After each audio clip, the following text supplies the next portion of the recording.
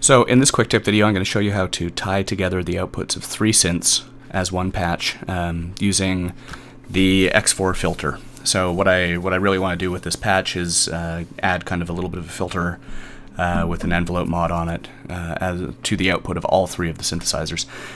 So in slot 1 of this patch, I have strobe, so making a sound like that. In slot 2, I have that instance of strobe making that sound, and in slot 3 I've got Cypher doing a little kind of metallic donkey FM thing there. So together the output sounds like this.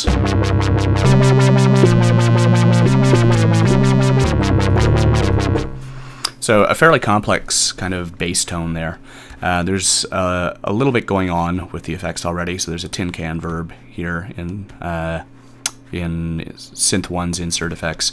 It's being modulated by Synth 1's mod envelope. Synth 2, there's a bit of EQing, and Synth 3, there's some EQing, a flanger, and some reverb. So I'm already doing a fair amount with the effects, so really I'm going to end up using the master effects slots to kind of bring it all together and create a slightly more controllable sound. So I've got a compressor bus on the output just to keep things under control. I've got a drive stage right beforehand, and I'll tell you why I have that in a sec. And then I have this open slot here, and this is where I'm going to put my X4 filter. So the X4 is something where when I first started working with Synth Squad, I didn't really quite know what to make of it because it's a relatively complex little module. And really, at first I just used it for animating pad sounds and creating cool kind of heavily modulated effects that had a lot of stereo spread and so on. But after a while I figured out that at its most basic, it's just an extra filter module. So it does have 4 different filters that you can possibly use, and I just want to use one in this case, so I'm going to power the other 3 off just by going like so. And that leaves us with slot 1 open, and that's it. So in this case, just to give you a little quick tour, this is the pan knob, which I actually want to set to center, the amp knob, which I want to bring up a little bit, and the wet dry, which I'm going to switch all the way to wet. I am going to add a little bit of resonance. The pitch is our cutoff knob, and these knobs here I'm actually going to make no use of in this. I'm going to turn the pre-powered off. The pre-power basically is a little pre-count on when signal passes through the filter. So if it's on and you have a quarter note on it, it basically creates a quarter note delay on that particular filter's output. So if the wet dry were set to the middle, you'd get the original signal, and then this filter would kick in after a quarter note, assuming that the pre was on. In this case, I don't want it though. So now you can hear that there's a low pass filter being applied to all of it. So as I sweep the pitch knob up and down, is the equivalent of the filter opening.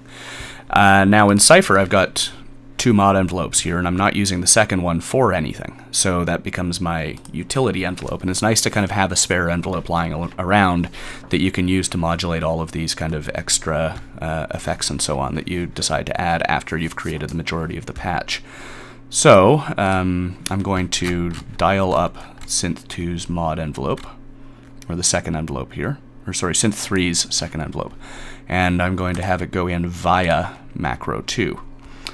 I'm also going to have LFO2 from Cypher go in on this as well, just to provide a little bit of extra animation on it. So there's going to be a little bit of Synth 3's LFO2 going to the cutoff value just by default, and then as I use macro 2, or as I increase the macro 2's value, it will increase the amount of the synth envelope 2's effect on the filter cutoff. So let's just hear that in action quickly.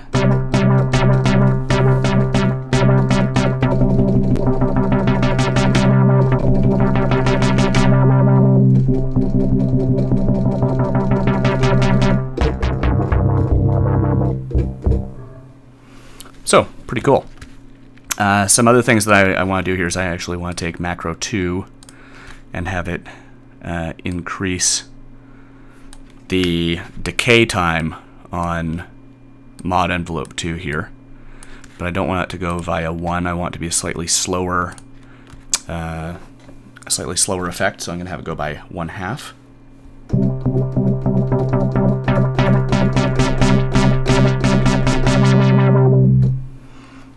So at that point, all three of the synth's outputs are being passed through this X4 filter with a fair amount of modulation controlling the X4's filter cutoff, which does then create kind of an overall coherent feel for all three of the synthesizers. It now kind of takes them all and puts them through the same output, and then that output is being put through a final filter stage just to bring it all together. The one thing that I do find is that when you use the X4 filter, you do lose some high-end harmonics off of the output of the synth. So I'm going to take macro 2, and I'm going to actually map it a little bit to the wet-dry knob here. So as macro 2 increases, I'm going to get a tiny bit back from the original signal, and I'm also going to drive the output of this a little bit, and that just kind of reintroduces some kind of top-end fuzziness to the signal, which I do want. I've got it set to op amp, and I've got a high-pass filter set on the drive stage so that it's not distorting the low end. So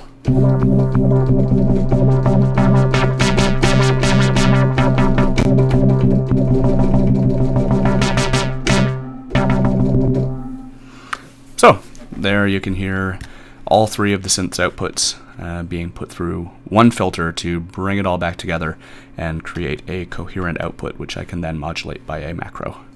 Thanks for checking this out, and definitely look at my YouTube channel for more of these Synth Squad pro tips. Hopefully you can see some different ways of using certain aspects of this synthesizer than you might have thought of otherwise, and definitely check out the expansion packs that I've made for FXpansion. There's a few of them now, and they show off a lot of the kind of synth programming that I really love doing in this and the individual DCAM synths.